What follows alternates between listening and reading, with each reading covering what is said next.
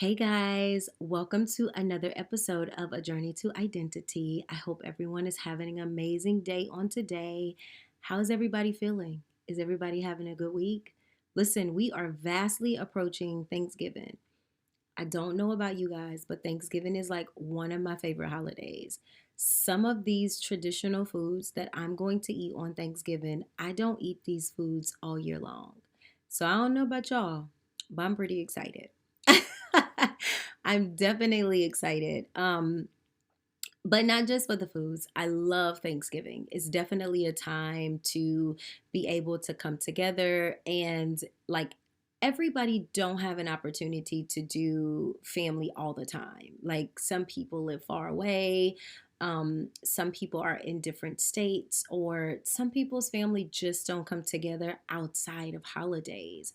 And so it's definitely an opportunity for everyone to come together and just remember how thankful we are, not just, for God and his sovereignty and his greatness, because that's a thankful prayer every single day of our lives, but to be thankful for each other, right? To be thankful for each other and the relationships that we get to cultivate, the relationships that we get to steward, just to be thankful for friends and family and love and all of the things.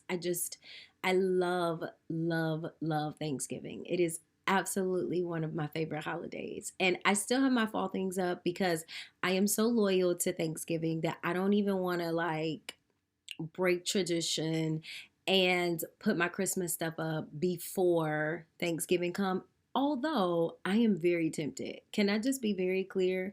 Like the more I ride around my neighborhood and see everybody with their lights up and their Christmas decorations outside and Christmas trees through the window, it is totally giving me girl go be great fever, right?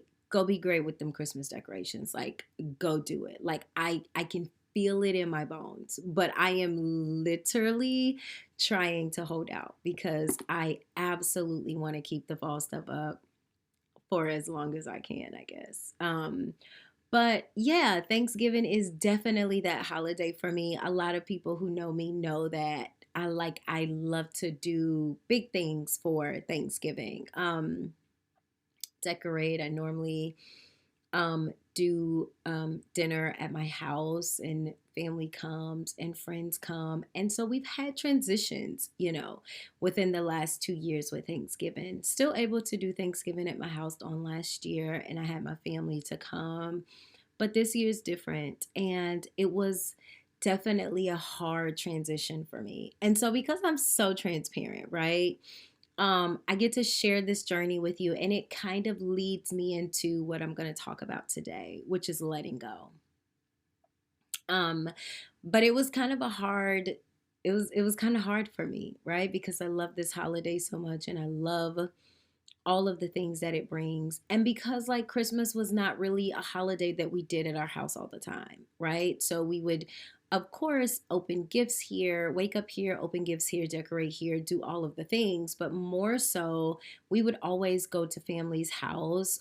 Christmas was a holiday we spent with, you know, John and his family. And so we would be with John and his family on Christmas. So it wasn't like one of those things that we did here as Thanksgiving was. So Thanksgiving not being here this year was a very hard pill for me. I got an opportunity to speak to my godmom about it because she was like, Sharon, I could just tell that something was off, right? And because I'm the person that you get on this podcast is the person that you're gonna get at Walmart. This is the person that you're gonna get at Target. Like, this is the person that you're going to get at Longhorn. Like, it doesn't change for me. I just want you to know. Like, I don't switch up. I am the same, right? Um, and so if my energy is off, or if something happens, if something bothers me, like it, you can tell, right? I don't wear my emotions on my sleeves anymore. That's not it. But if you know me, then you can tell. Like you'll know just based on, my conversation or my responses or however. So anyway, having an opportunity to talk to my godmom, and she's like, I could tell that something was different. And I was like, I was really struggling, right? My godmom is amazing. Her family is amazing. They came into my children and our lives. Oh my God, like listen, this is why the power of letting go of what was and embracing what is so amazing. Because as I'm going through the transition with John and his family and all of the things that feel normal for me, I am also going through this transition of trying to embrace something that is new. And my godmom coming into our lives, and, shortly after John and I's, separation slash divorce, and embracing her and her family, which is something that I prayed for, right? It was one of those prayers for me, like, God, I really desire family. And the consistency of John and his family for me, even though they weren't the greatest, right? And I'm not the greatest. So I don't want to say that in a shady way. We had our ups and downs. We definitely had moments where things just did not work out, where things just seemed a little off. We had that. But the consistency of family was still there, right? Ideology of what family looks like, what it means, what it feels like, it was a little tainted. But I was also walking through my own journey of tainted family at the time, right? Because before this happened, I was still going through the struggle or the acceptance with my own family, especially with my mom, the need versus want. And I'll get into that today because the Lord has given me permission to go here. So, um as I'm still navigating that, right? My viewpoint is a little tainted. It's almost like one of those things where, like, family is family. It is what it is. You kind of just get what you get. You deal with it. Like, we weren't really taught, like, you can set boundaries with family. Like, we weren't taught those kinds of things. That was like, those were like swear words. You don't get to set boundaries with family. You better not think you about to set no boundaries with no family. So it was a little tainted for me in the viewpoint sense, but it was still consistent. And so the consistency of it was the one thing that I feared. I feared, right? Because I knew that when I came into this situation with John, one of my longings was family, and he fulfilled that with his family and their closeness. And so the thought of me going back to being without family, being without that closeness, being without, like, not having those people, like, the thought of that was very scary for me, and I feared it because I'm like, how do you go from not having it to having it and to embracing it, and then God, you rip it away? What does this mean for me? How am I supposed to navigate this space? I don't know how to live here. You got to help me out because I don't know how to live here. So, in the navigation process of all of that, I am also learning to embrace the very thing that I pray for. Like, God, I prayed for family. I prayed for, you to send people in my life. And a lot of times we don't get to embrace the people who are coming because we can't let go of the people who are still here, the people who are lingering, the people who are attached and not connected, the people who are just holding on, or the people that we are holding on to because we're so afraid of the fear of the unknown. We're so afraid of what's on the other side of the door. We're so afraid of letting that thing go because we fear more of not having it than having something healthy, right? I can even say that in the sense of my marriage, right? Like, as much as I knew that I deserved more than John, of course I stayed with John for the sake of the kids and all of the things. I didn't want the people to be right who I had been trying to prove wrong for 20 years. But another part of that was like, I know what life is like with John. I know the comfort of John. right? I kind of know what to expect. I kind of know what I get with him. If I go on the other side, I don't know what's on the other side of that door. I don't know what's to come. I don't know how to move forward. Like, am I going to be okay? Right? And I know it sounds foreign almost, but the reality is these are things that we really do navigate within our minds. Even if you don't say it out loud, these are all of the things that we think. And so the fear of that unknown sometimes, if not all the time, cripples us into moving forward. When I talk about the courage of moving forward and the courage of letting go, like that courage that it took to move forward was the same courage that I needed to let go. Because I can't move forward if I don't first let go. You can't do one without the other. You can't move forward if you don't let go. You got to let go so you can move forward.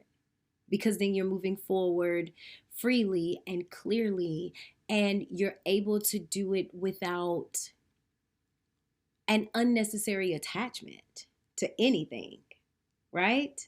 Like you need the clearance to be able to move forward, and you need to be able to do that in a way where I'm not holding on to what was until I see what is. I mean, you kind of need the faith to say, I'm letting go, and whatever is going to be is going to be. And I don't even know what that is as of yet. I'm just gonna I'm hopeful, right? I'm hopeful. So embracing my godmom and her family and just allowing them to walk in this space with us. It was definitely a transition, but we've made it and we've come so far, and I love them so much. Genuine, like my family. Um and this will be the first Thanksgiving that we're doing with them. Do holidays, do family gatherings. We do all of the things with them all of the time. I think for me, this one was so different because this is like me having to let go of something that I've held on to for so long. And it was hard for me to think about not doing it the way that I've always done it. Not that doing it a different way was wrong, not that doing it my way was wrong. It's just being open and being able to let go of what was so that you can embrace what is. And I think a lot of times in life, we struggle with that so much. We struggle with the ability to be able to let go. And I mean, don't get me wrong, we talk about letting go, we talk about reclaiming our peace, protecting our peace. We talk about all of these things all the time because in the mindset, I want to say in the mindset of culture, or in the mindset of worldview, right? This is what we have to do. We have to protect our peace. We have to let people go. Our cutoff game got to be strong. And like when we're doing it, we're never doing it with the right posture. So like it's lingering, that attachment that I just talked about, the ability to be able to let go and not have things that are still holding you to that, tying you to that, even if it's unforgiveness. You got to be able to let it go. So it was definitely a transition for me, but I'm so grateful that I was able to trust God in the process. Um, but moving forward to Thanksgiving, it was definitely hard for me. It was hard for me to let go of the tradition that I created, the things that we've always done, um, for this new phase of life that we're embracing and that we're walking into. And I struggled with it. I struggled with it for sure. And so I remember just all of the plans and details and all of the things just coming together. And I remember just sitting there like feeling frozen because I was like, oh my God, this is real. Like this is not just a thought anymore. This is becoming the reality of what we're about to do. And it looks so different than what I'm used to. It looks so different from what I'm accustomed to. And that is a hard embrace for me. And so I really had to go to the Father and I had to ask him to, like, okay, God, show me what it is for me. I need you to show me exactly what it is for me so that I can deal with it. Show me exactly what it is, right? Because we talk about fruit and root all the time. We talk about going back to identify exactly what that thing is attached to. What is it attached to? Why do you feel the need to hold on to it so tightly? It's not like you are going to be with someone that you don't know or being with people that you're not comfortable with. Like, what is it exactly that's making you feel this way? Like, what is it? Like, Sharon, identify what that is. And so before I could identify it, I needed God to do it. Like, God, I need you to help me. I need you to help me see clearly. I need you to help me see exactly what it is that I'm holding on to. And I need to understand the why. And I need to understand what that thing is attached to. So I just wanted to share that with you because I think we find ourselves a lot of times in spaces where we just don't want to let go. We feel like holding on to things make us right. Holding on to things means that we are loyal, right? We're loyal. We're loyal if we hold on. We're loyal if we allow things to just go on even if they're not right. And they may not be wrong, right? Because my tradition with Thanksgiving is not necessarily a wrong tradition. It's just this is the tradition that we created in this phase. And so now as we navigate a new space and as we navigate a new phase, we have to be open to the change and open to the possibilities and open to what that looks like. But sometimes when we don't want to let go of things, we're not open to what can come. We're not open to we're not open to next. We're not open to the horizons of what can come out of this because we're too busy holding on to the picture that we've created. We're holding on to what we feel is the right thing to do, or we're holding on to, again, that word loyalty. We're holding on to the thing that we feel like we just can't let go of, and we're not identifying exactly what it is that's keeping us there. So when I think about John and I think about our marriage, and I think about how long I held on and I didn't want to let go, or I wanted to let go, but I didn't know how to let go. I didn't want to let go because, like I said before, like there were people who literally said that our marriage was doomed before we walked down the aisle. And for me, I had to prove those people wrong, even if I was putting myself at the expense of it, right? I was holding on for the sake of my children because it was so important for me. I had this picture in my head. If you have been following this podcast, then you know I talked about the vision that I had for myself. I didn't want to be like my mom. So in holding on to that, I'm like, no, my kids are going to grow up in a two-parent home because clearly had I grew up in a two-parent home, my life may have been different. And these are all the thoughts that I thought at that time. But because I had created this and I attached it to my marriage and my children and their growing up, it was like they all went together.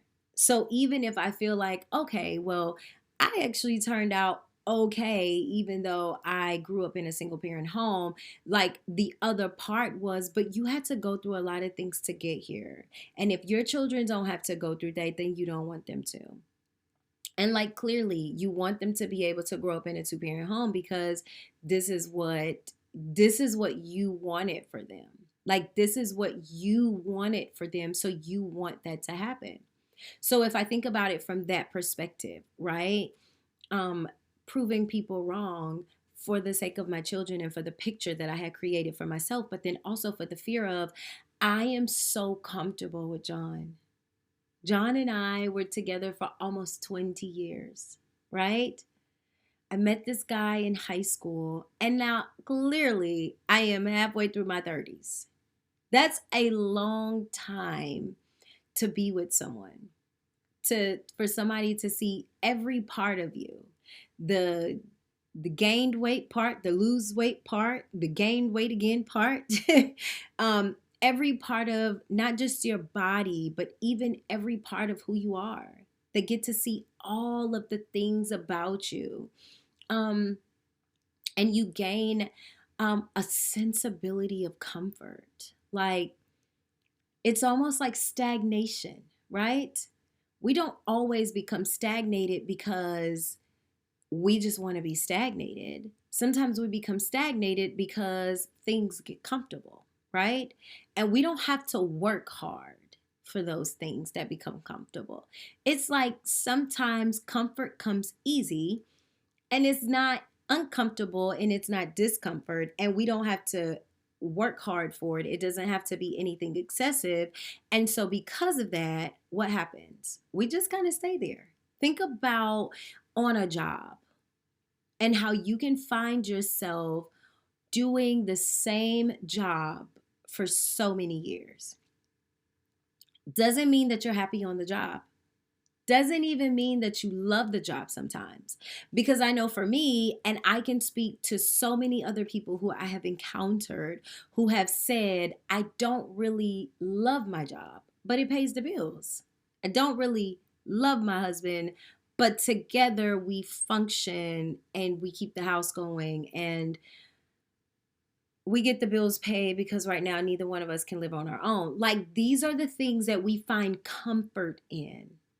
We find comfort in staying in a marriage or staying in a relationship for the sake of finances or for the sake of kids or for the sake of appearance. Even if the relationship, whether it be marriage, dating, common law marriage that a lot of people have nowadays, that we've been in a relationship for so long, there's no need to put a title on it, but technically we live like we're married. Even if that particular relationship doesn't serve you, all of the other things do. And because of that, we're comfortable, right? We're comfortable because of that. And I think comfortability is one of the biggest hindrances to letting go because you become so comfortable there that the thought of letting go, even if it crosses your mind, it doesn't have an opportunity to linger because you don't want to disrupt what has become norm. You don't want to disrupt what clearly works, right? I've been on this job for 20 years. Like, may not love the job, but the job paid the bills. I know the people know me. I know what to expect when I get there. I know what I don't have to work extra hard. I don't have to do certain things because I've been there for so long. They already know certain things they just not going to get from me. I can even show up sometimes when I want to show up because they know that I'm coming because I've been there just that long. It's the comfort of it, right? But you're not happy on the job. So you don't feel like you're working in your purpose. There is no fulfillment there.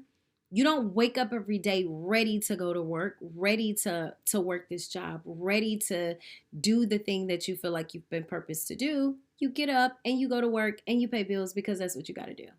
Right? That's the comfort of the life that we live. These are the things that we choose, not necessarily because these are things that we want to choose. We choose these things because they work. They work. They're comfortable. And so, because they are comfortable and because they work, we choose these things, and this is how we move forward. But I want to speak to, and I know you're asking, like, how does all of this tie into letting go? Well, it ties into letting go because until you're able to come out of your comfort zone, until you're able to step away from that very thing that can stagnate you, until you're able to move away from what was, you're never able to fully walk, fully embrace what is.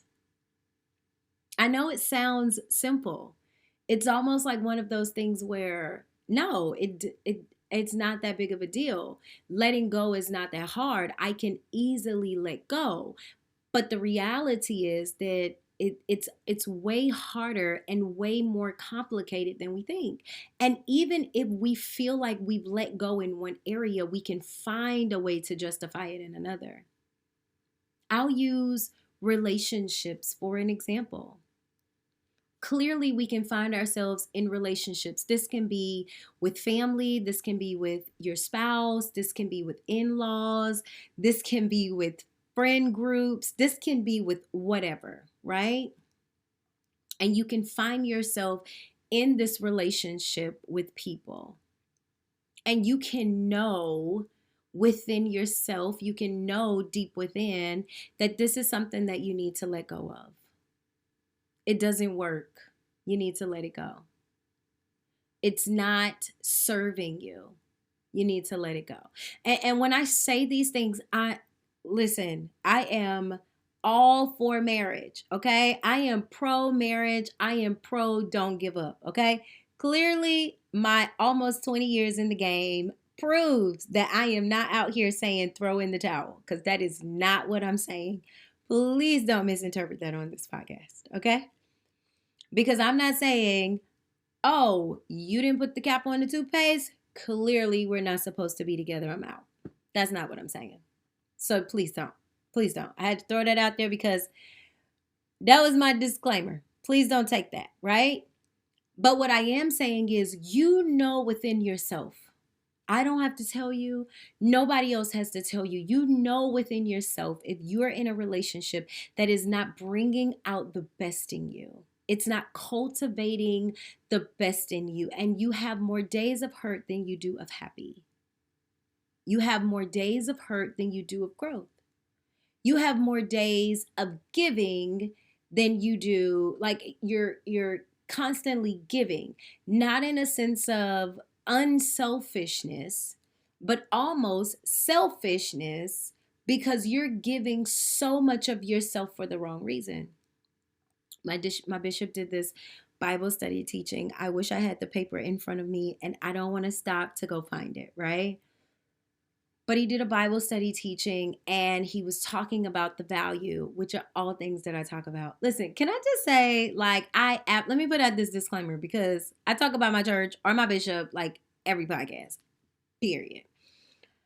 But when God deals with you about a thing and you hear this thing echoed from the pulpit, like, it just gives me such a leap of confirmation, because it's like, God, I thank you for what you're entrusting me with, that you're also giving my leader, not just confirmation for me, but confirmation for all of the other people that you lead, all of the other people who you serve. Like, it's amazing, right? So anyway, he talked about being a doormat, and he talked about being a fixer. He talked about allowing people to treat you a certain way because you don't know your value and you don't know your worth, and you're trying to get a validation from people for one thing or another, because this is something that you lacked in your childhood, right? And so when I heard him say these things, like, guys, I was leaping. You have no idea, because the reality of the things that I deal with all the time, even in identity, is dealing with people who don't know their worth and who don't know their value. And because you don't know your worth and don't know your value, you find yourself giving all of yourself because you need someone to make you feel worthy enough, because you don't feel it within yourself. And because you don't pull on the creator of you, right? You don't pull on your creator to instill or to even solidify the value that he's already placed on the inside of you. And so you're looking and you're searching for it in other people. And so you're overly giving, overly compensating of yourself so that you can receive something that clearly the Father he's already given you. He's already given it to you. You don't need people to give it to you, because he's already given it to you. But how do we get it and how do we embrace it if we don't embrace the one who gives, the one who gives it to us, the one who gave it to us? He already gave it to us. He put it into us when he formed us. The value of who we are was there when we were formed. How do we walk into that? How do we effectively embrace that? How do we go in the way of that for understanding so that we're not looking for it in other people? Sometimes when we find ourselves in relationships that we cannot let go of, these are some of the things that fall within. It's comfortable. I've been here for so long. I know what it's like to be with him. I don't know what it's like to be without him. I've even had people come to me and say all the time, and I can resonate because I've been here before. I know what I get with him. So having a piece of a man, right, is better than having no man at all. Because we feel like singleness is a curse. And nobody wants to be single because clearly marriage is the goal. And so everybody wants to be a wife, everybody wants to be a husband, everybody wants to be married, everybody wants to be in a relationship, everybody wants to feel that they've got that person, right? And clearly, is nothing wrong with that. I am not saying that there's anything wrong with that because I desire marriage again myself. I absolutely desire to get married again because I love marriage.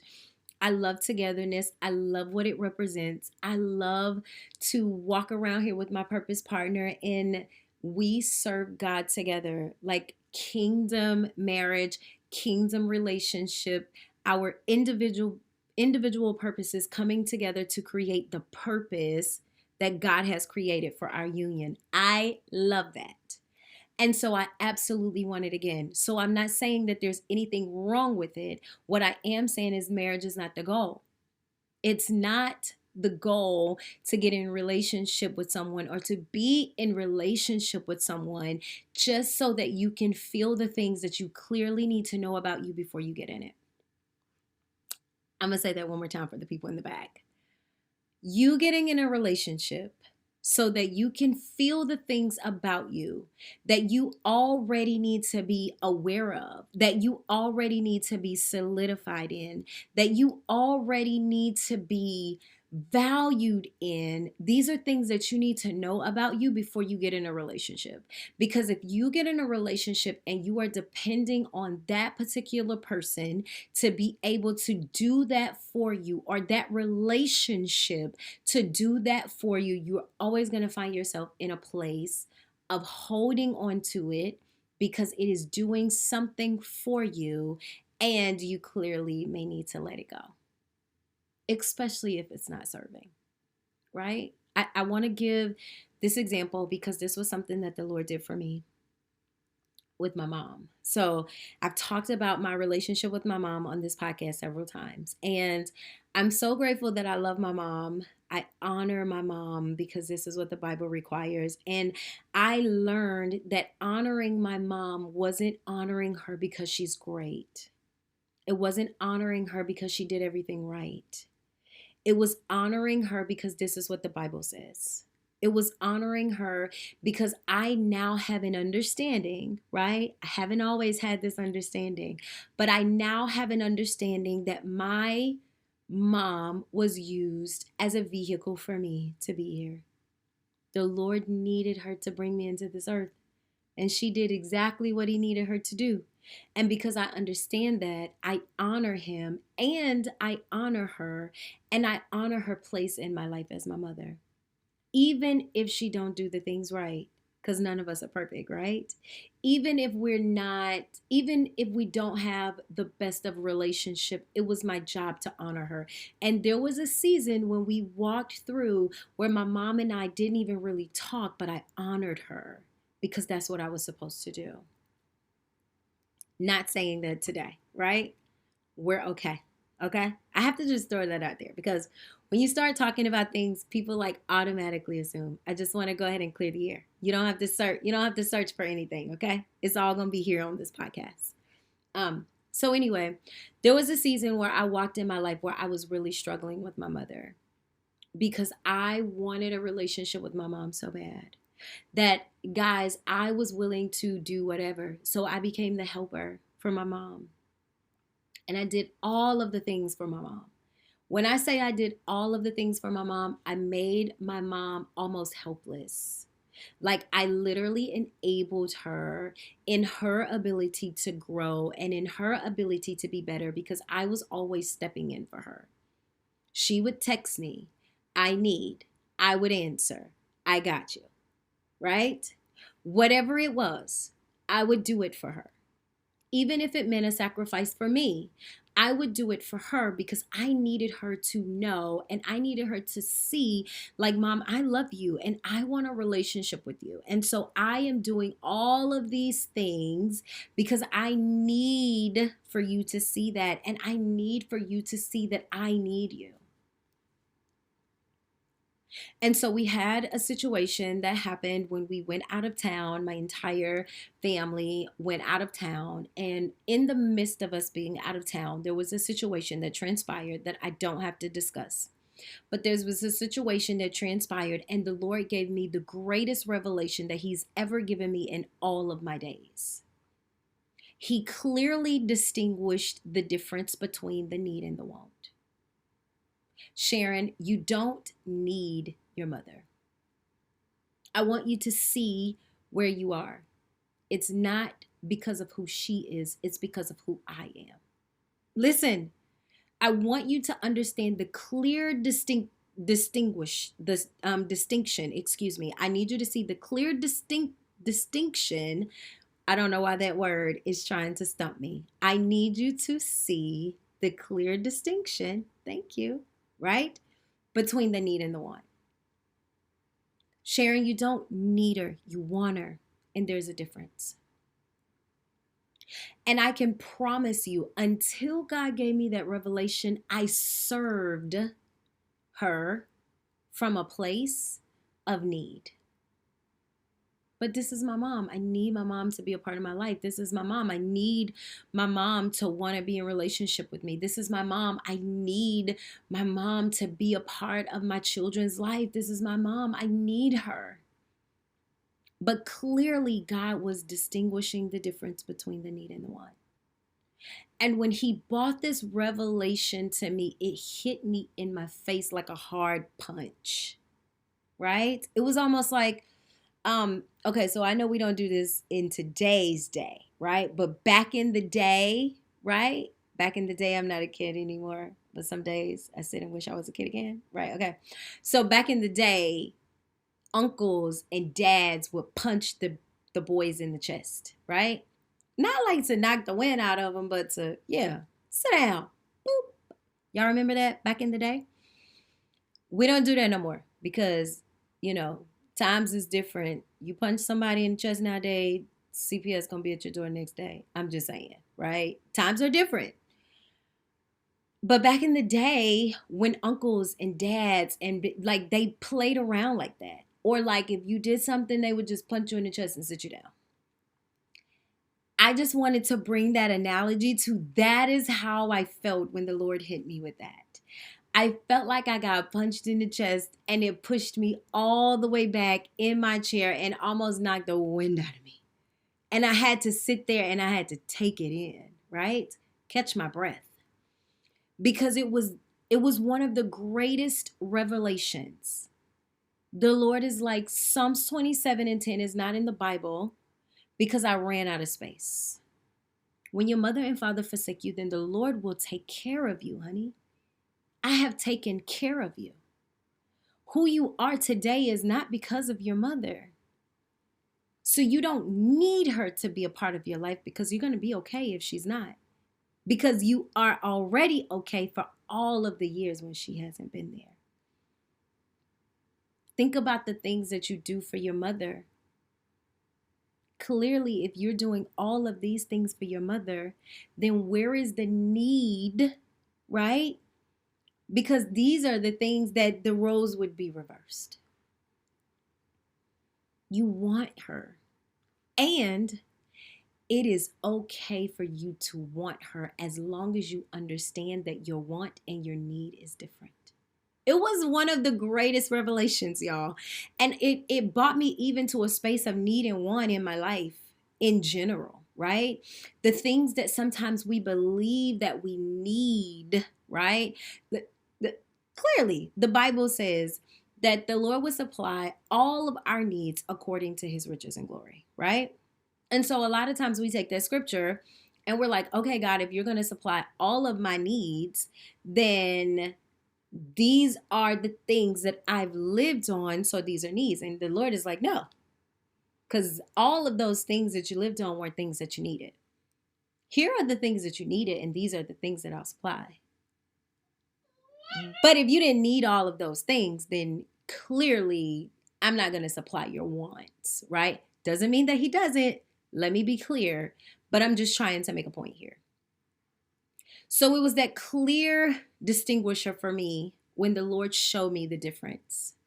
And I'm saying all of that to say that if I was never letting go of the thought that I had, if I couldn't let go of the impression that I had, if I couldn't let go of what I thought that I needed, I would have never been able to embrace the difference of what I thought I needed versus what I just wanted.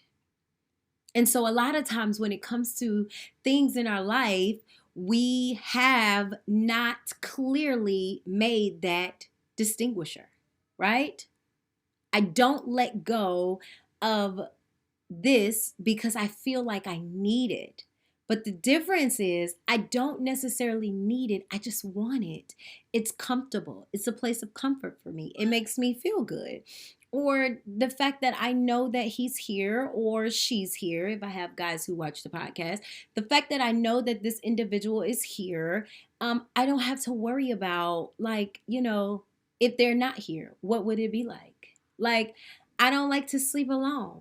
So if he's here, then I don't have to worry about sleeping alone versus if he's not here, then I do.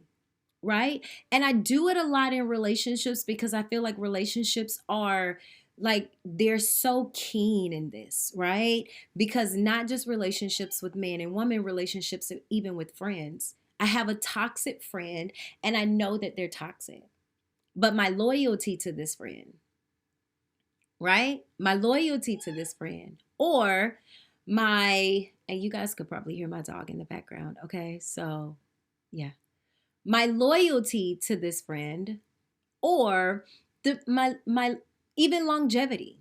Me and this friend have been friends for 20 something years, 30 something years, 40 something. We've been friends since we were in diapers. There is no way that I cannot be friends with them. The difference, right? We don't let go of things for the wrong reasons. We hold on to things because we have this ideology, right?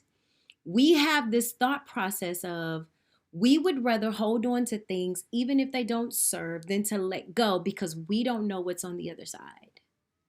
And so I just want to encourage you today to not be afraid to let go so that you can see what's on the other side of the door.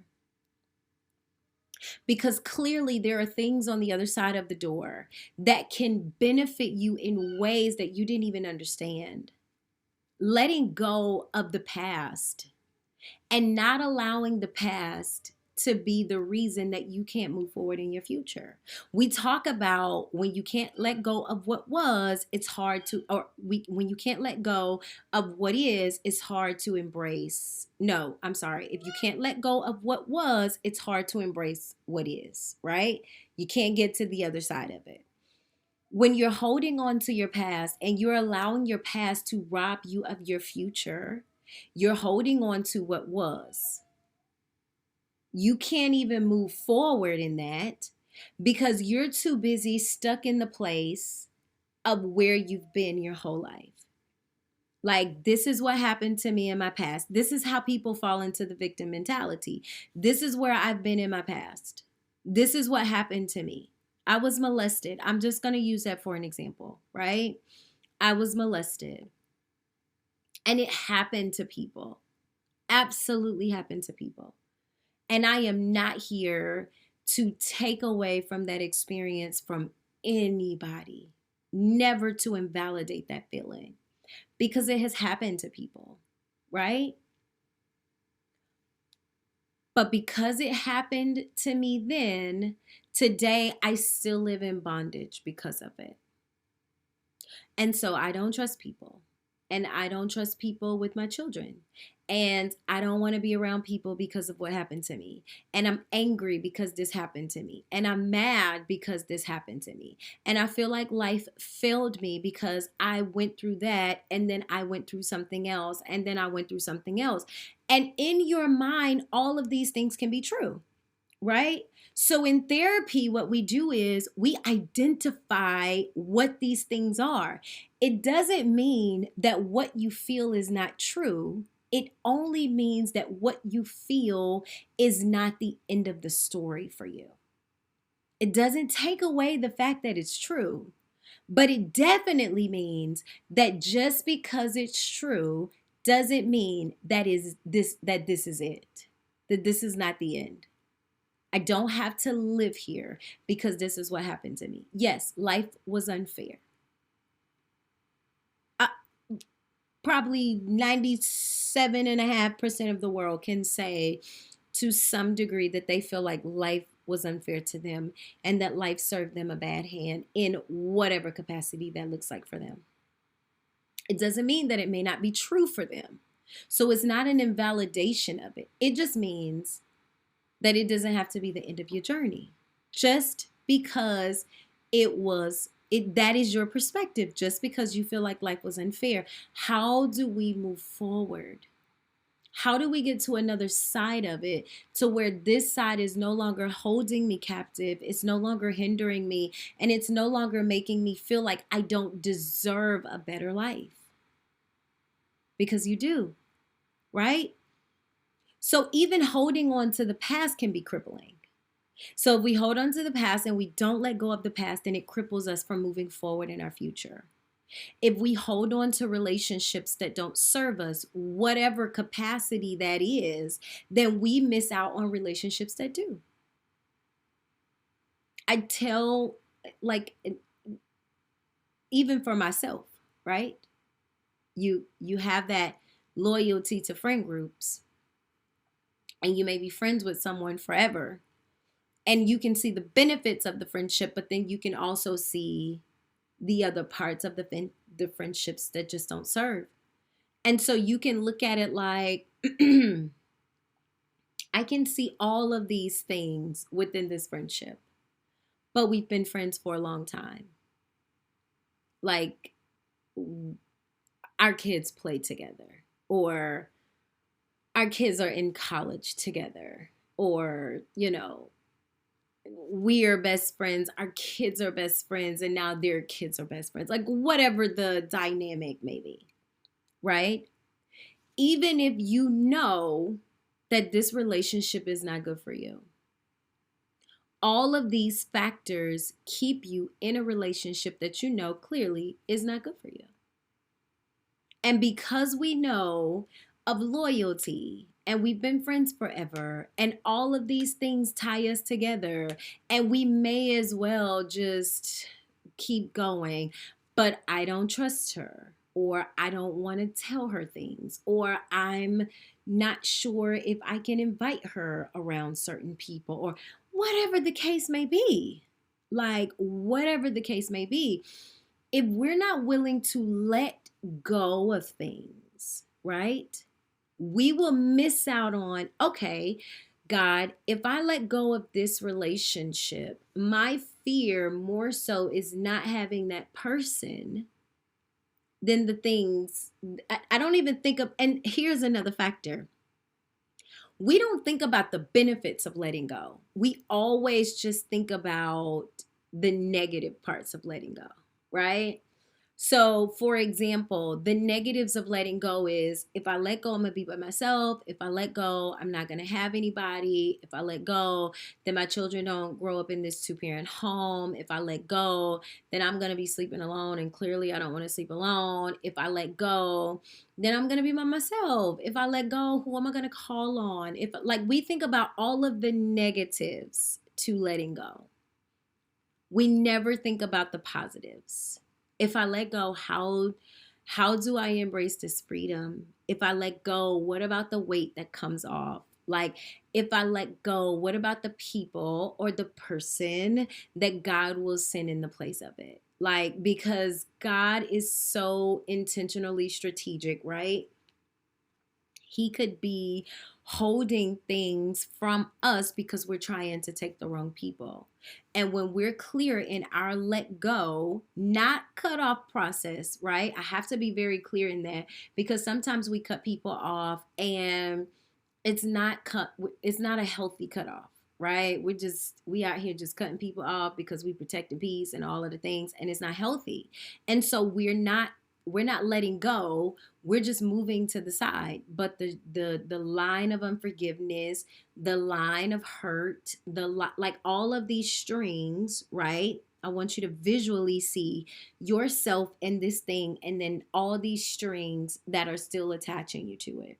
So even though you feel like you've let go, there are so many things that keeps you attached to it because you didn't properly let it go. You didn't do it from the right place or from the right posture. You cut it off, and you didn't allow the things that needed to happen to happen. You didn't allow true healing, true forgiveness to take place. So when we let things go according to God, right? And when we're letting things go, then he's able to send different things in our life. So if I think about me letting go of John, right? Walking out of my marriage, and then walking away or letting go of the ideology that I'm losing all of my sense of family when I divorced John, because that's how I felt. I'm losing all of my sense of family, even if it's tainted. And I say that because when I go back to the situation with my mom, clearly that mom's situation was tainted. And so until I was able to see clearly that relationship, when God brought me clear revelation, there were other relationships in my life that was solidified when God brought that relationship to me. I meant that revelation to me about her. So although tainted, right? I'm feeling like if I let go, I'm losing every sense of family that I have. And I'm going to go back to that place where he found me with nobody. When the Lord was like, no, your letting go is you trusting me with what you need, because I am the supplier of all that you need. So what I know that you need, I supply. And so when we trust the Lord in that place, when we trust him to do those things, when we trust him to be everything that we need him to be, when we trust him in that season, he brings us the things that we need, i.e., me being able to embrace my godmother and her family and to be in that place where I have the family that I always desired. And guess what? Now, because I was able to let go and move forward in a healthy lens, I was able to receive something healthy. And it wasn't me receiving anything that was broken or that was bruised or that was because I was broken and bruised and unforgiven. Does that make sense? Like I want to bring this, I want to bring this clear revelation to you about letting go, because there are so many possibilities in letting go. And of course, we don't just let go, we don't just walk away, we don't just give up on things just because we feel like it. You clearly understand, you clearly know when the time comes for you to let go. You know when it happens, when it needs to happen. I knew when I needed to let go of John way before I let go of John. I knew it. Now, me walking in it and me embracing it and me actually doing it, that was on me. But clearly, I knew when the time had come and what needed to be done. I just didn't have the courage to do it. So when it's time to let go, you know when it's time to let go. And of course, you submit all things to the Father and you pray about all things, because we don't want to be out here just, again, the cutoff spirit be so strong. I used to have it, so I know I can speak to the cutoff spirit, baby, because I used to dwell there. Okay, I will cut you off in a minute, and then I would be like, "Oh no, I don't forgave them. I don't have no problem with them. I just don't do them. Nah, I don't do them. I don't fool with them like that. Be done cut you off, baby. Don't even fool with you. But I'm trying to convince myself that I'm good, and I'm not. So listen. So you can't trip me up with the cutoff game because I know all about the cutoff game. Okay, I used to roll down that street a long time. I hadn't bought a house down there. I bought a house on the cutoff street. Okay, trust me, I know all about it. But when we get to that place when we want to do things from the right posture, when we get to that place when we want to do things healthy, and when we get to that place where we want to trust our Father to be our Father, and we want to trust Him with the process of letting things go so that He can bring the new things. And I mean, even the Bible says that God would do a new thing. Old things have passed away. Behold, all things have become new, right? All things have become new. That is literally even in our letting go.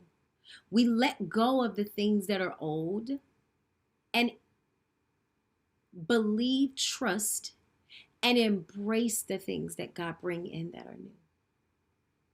Because I can promise you, if you're holding on to that relationship because you don't want to be alone, you feel more alone in the relationship than you would if you weren't.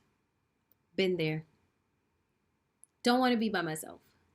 But clearly being married and alone is worse than actually being alone. And just because you're single does not mean you're alone.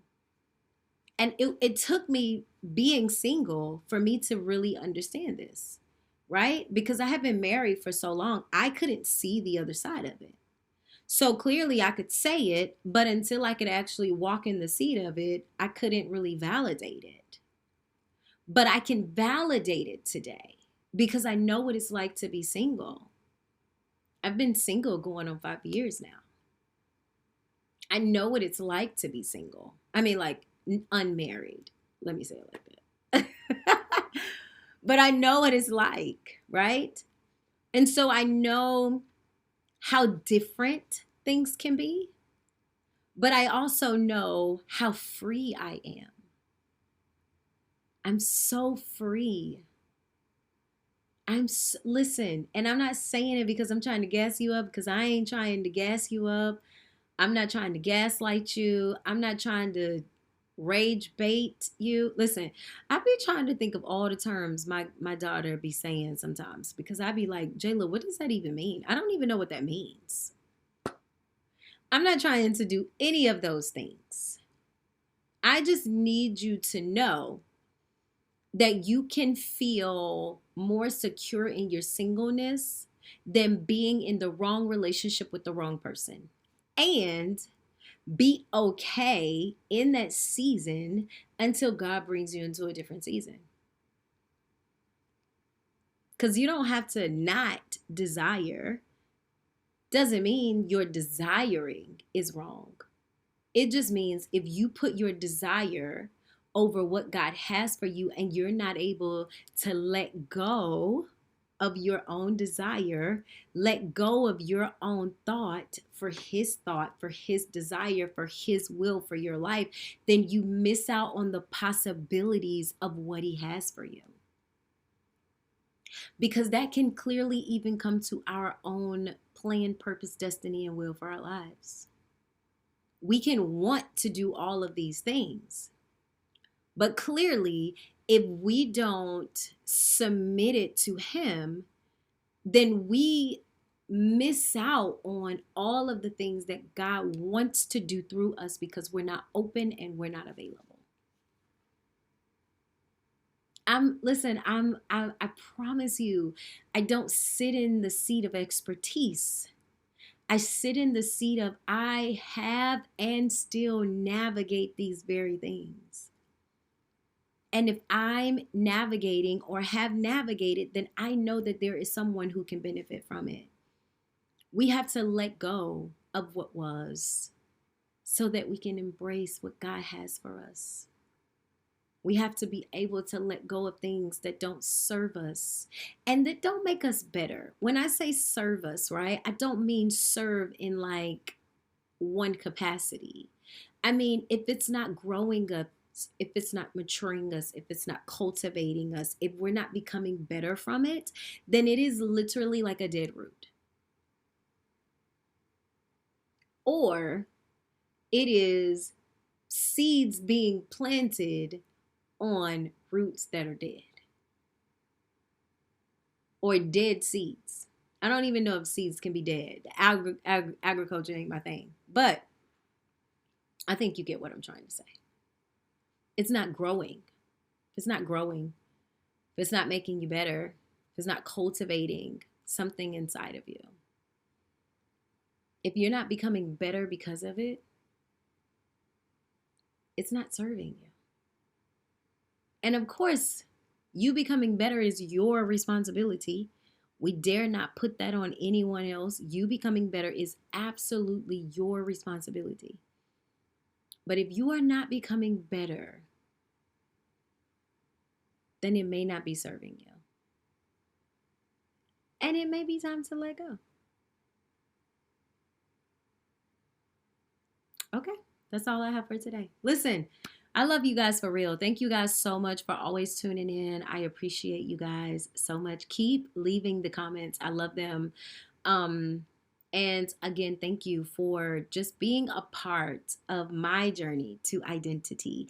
And again, as always, I am only hoping that it awakens something within your own, that it brings you some awareness for you to know that even your own life is your journey to the identity of who your Father has called you to be. I am Sharon Tobin, and I love you guys for real. Have an amazing day.